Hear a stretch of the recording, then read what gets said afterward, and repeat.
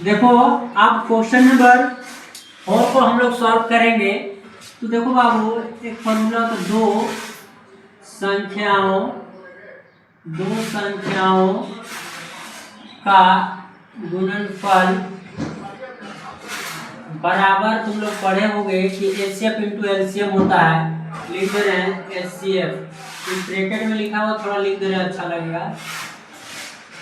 अब यहाँ ध्यान दो, कितना दिया हुआ है 657 है ना, तो 657 लिखोगे और इंटू एलसीएम होता है, तो एलसीएम जो है बाबू ये भी वही लिखना है।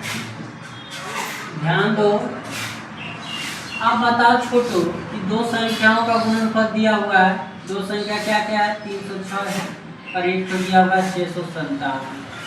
ध्यान दोगे, अब एचसीएफ जो है तुम्हारा 9 दिया हुआ है, उसको लिख दो।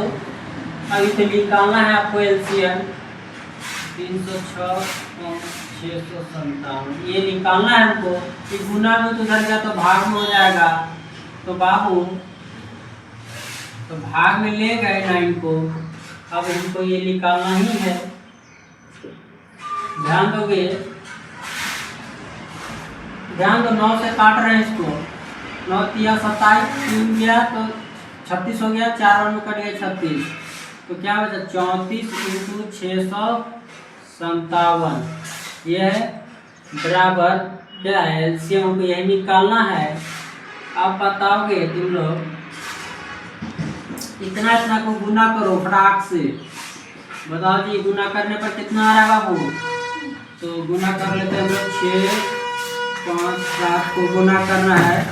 तो आप बताओ कि 7 चौके 28 बच्चा, तुम्हारे पास 2 बच गया, तो 20 और 2 22 के 2 बच गया, फिर 2 बच गया, 24 और 2 26, 30 करो एक बार, 21 के 1 हुआ, बचा 2, 15 2 17 बचा 1, 18 और 1 19, 8 3 3 तुम्हारा 12 के 2 फिर 2, मतलब 2 2 3 3 8, ये तुम्हारा आ रहा है। ध्यान देते रहो।